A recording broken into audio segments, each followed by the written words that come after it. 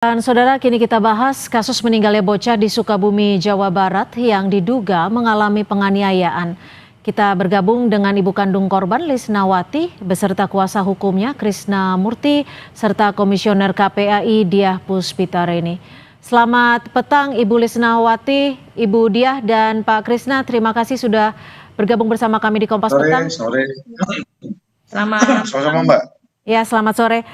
Bu Lisnawati, sebelumnya kami ingin mengucapkan turut berbelasungkawa dan juga turut berduka serta prihatin atas apa yang terjadi terhadap anak Ibu. Bu Lisna, ini kan Ibu bersama kuasa hukum melaporkan peristiwa ini ke Komisi Perlindungan Anak Indonesia. Apa dasar yang Ibu inginkan sehingga memberikan ataupun melakukan pelaporan ini?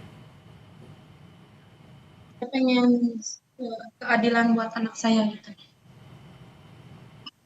Ya, Ibu ingin keadilan. Lalu terakhir ketemu dengan anak Ibu tahun berapa Ibu? 4 tahun yang lalu. 4 tahun yang lalu. Mungkin Ibu boleh diceritakan apa yang menjadi penyebab mengapa Ibu bisa begitu lama tidak bisa bertemu dengan anak Ibu? Lost komunikasi sama anak saya gitu. Sulit berkomunikasi. Apakah ada larangan dari ayah korban atau seperti apa? Ya, ada larangan dari ayah korban juga. Bu Lisnawati, kalau Ibu sendiri sempat menemukan ada kejanggalan tidak bahwa ada dugaan kekerasan terhadap anak Ibu di Sukabumi?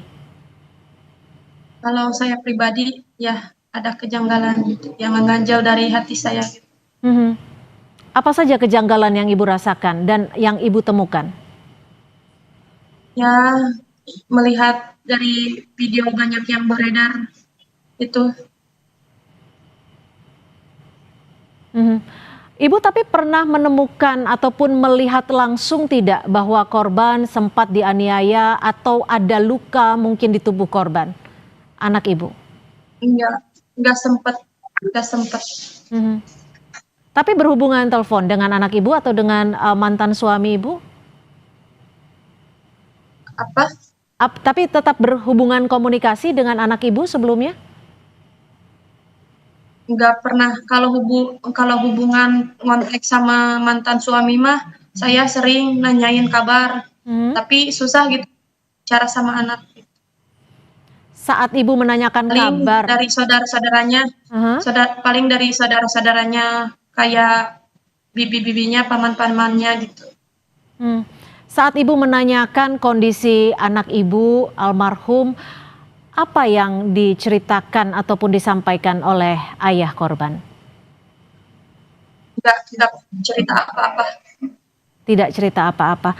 Baik, saya akan ke Pak Krisna. Pak Krisna, selaku kuasa hukumnya, dasar apa yang membuat kuasa hukum dan juga ibu kandung korban untuk melakukan pelaporan di KPAI dan apa respon dari KPAI? Kami melaporkan minta pendampingan dari KPAI sendiri karena kita minta atensinya karena besok pagi kita secara resmi akan melaporkan ke Polres Sukabumi sebagai korban. Karena kita akan mencari keadilan bukan hanya Ibu Lisnawati tapi juga untuk almarhum sendiri. Perlu saya jelaskan sedikit bahwa Ibu Lisnawati itu dengan bapaknya Nijam itu sudah bercerai dari semenjak dalam kandungan ya. 1 tahun ya. Udah lahir. Ya, udah lahir, kan terus mereka bercerai. Setelah bercerai, sempat diambil beberapa bulan oleh bapaknya Nizam, kemudian dianiayai oleh ibu tirinya yang lain, kan yang istri keberapanya, kan terus mendengar itu diambil oleh Ibu Lisna, diurus sampai 7 tahun. Kemudian karena anaknya si Raja ini, si Nijam ini ingin menjadi cita-cita yang menjadi kiai, sehingga dimasukkan ke pesantren. Setelah dimasukkan ke pesantren, dari situ lost komunikasi. Tidak pernah lagi yang namanya Ibu Lisna bertemu dengan Nizam. Terakhir Kalau hak 2023. asuh ada di mana, Pak Krisna Murti? Kalau hak asuh terhadap Kenapa? anak, hak asuh terhadap anak jatuh ada di mana? Nah, ini gini, perkawinan antara Ibu Nizam ya kan dengan ayahnya Nizam itu perkawinan siri. Jadi perceraian itu tidak melalui proses pengadilan karena perkawinan mereka itu tidak tercatat, mereka berkawin siri. Tapi secara legalitas, ya kan, akte dan sebagainya itu atas nama Bu Lisna. Oke, baik. Saya akan mencoba ke Budia. Budia, melihat apa yang terjadi saat ini, korban meninggal dunia dan memang dugaannya mendapatkan penganiayaan dari Ibu Tiri dan sudah melaporkan ke KPAI. Apa respon dari KPAI terkait hal ini? Ya, yang pertama kami turut prihatin ya Ibu atas kejadian yang menimpa Ananda N, dan tentu saja kami berkewajiban untuk melakukan pendampingan. Tadi juga kami belum bisa menemui karena kami harus menyelesaikan kasus di Jogja. Tapi besok semoga kita bisa atur waktu untuk bertemu begitu karena besok sudah kembali ke Jakarta. Dan tentu saja kami hari ini sudah melakukan analisis kasus, Mbak, dan sudah dilimpahkan kepada saya. Terus kemudian kami melakukan kajian yang mungkin kami rencanakan hari Rabu untuk terjun langsung ke Sukabumi begitu. Nah, yang terpenting adalah yang pertama kami sangat prihatin ya, kejadian seperti ini termasuk dalam KDRT, Mbak. Kekerasan ya, dan KDRT itu ya, KDRT itu ada beberapa macam.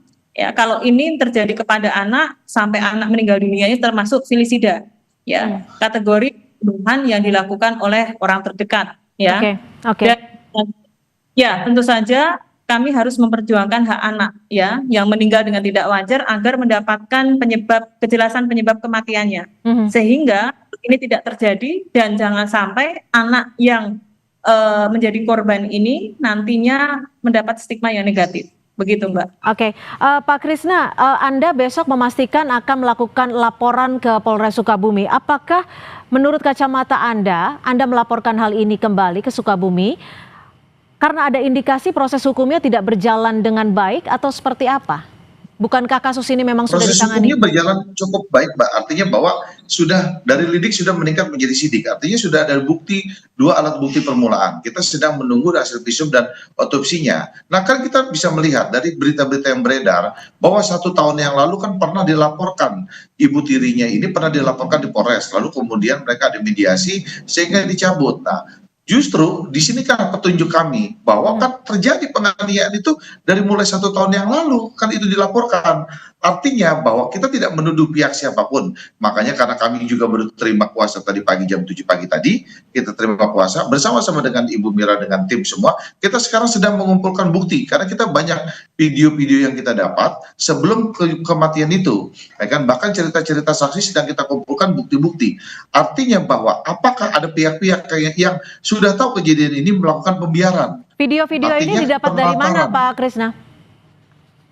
Kita dapat beberapa video dari berbagai sumber yang kita dapatkan kejadian sebelum Nizam tuh kemarin dibawa ke rumah sakit. Jadi kita dapat tuh video-video gitu loh. Nah, jadi patut diduga kan ada pihak-pihak yang terkait di sini. Apakah secara bersama-sama ataukah kan dia melakukan pembiaran ataukah dia melakukan penelantaran. Nah, kita akan kaji sampai malam ini. Jadi besok yang akan kita laporkan secara berapa orang, baru kita akan putuskan besok pagi. Bu Lisnawati sendiri pernah tidak melihat ataupun mendapatkan video ini? Dan mungkin terakhir apa yang Ibu Lisna harapkan terkait dengan proses hukum dan upaya hukum yang saat ini sedang berjalan? Ya, pengen secara cepat diproses secara. Bagaimana Ibu? Kurang jelas suaranya? Pengen secepatnya diproses. Biar terungkap cepat. Kalau dari Ibu Lisnawati, dugaannya seperti apa, Bu, yang terjadi di rumah mantan suami Ibu dan juga Ibu sambung dari almarhum? Sempat pas di pemakaman lihat ada darah di pas jenazah almarhum juga. Tapi Ibu pernah melihat ataupun menumpukan bekas luka almarhum?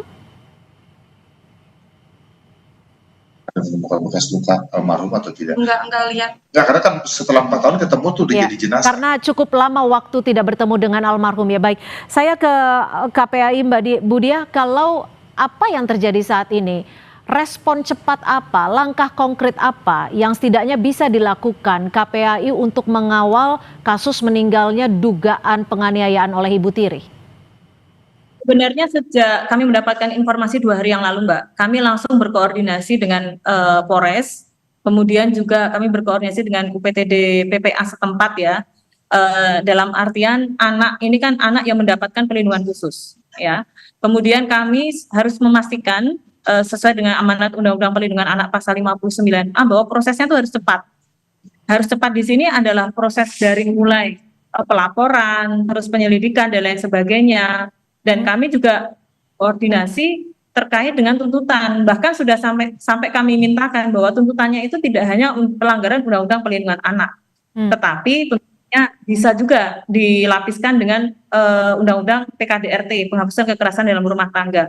Dan alat bukti video itu sebenarnya sudah bisa dijadikan bukti ya Pak ya, Bapak Kuasa. Video itu sebenarnya sudah bisa dijadikan alat bukti. Mau bukti apa lagi, ya kan? Oke, visum itu juga bisa. Memang kalau membutuhkan otopsi, hasil otopsi itu paling tidak kan 2 minggu, Mbak. Tetapi visum aja. Jadi kalau menurut kami, hemat kami ya prosesnya harus cepat, begitu. Jadi tidak perlu bertele-tele, ya. Baik, terima kasih Ibu Dia Puspitarini, Komisioner KPI. Ada sedikit tambahan, Mbak. Kan mungkin ada sedikit tambahan, Mbak. Bahwa kami juga akan melaporkan ke LPSK karena beberapa nomor yang tidak jelas, ya kan, Ibu Lisna ini diteror, berbagai macam teroran lah dengan WA, SMS dan sebagainya lah, macam-macam lah. Jadi kami juga akan melaporkan ke LPSK untuk minta perlindungan Bu Lisna. Terornya apa? Singkat saja. Ya terornya apa? Banyak yang itu mau ke rumah gitu. Baik, tentunya laporan ini nanti masih akan kami nantikan dan penanganannya juga masih akan kami nantikan. Terima kasih Ibu Dia dari KPAI, terima kasih juga Ibu Lisnawati dan terima kasih Pak Krisnamurti. Baik, terima kasih Bu Dia, terima kasih juga. Terima kasih, selamat sore.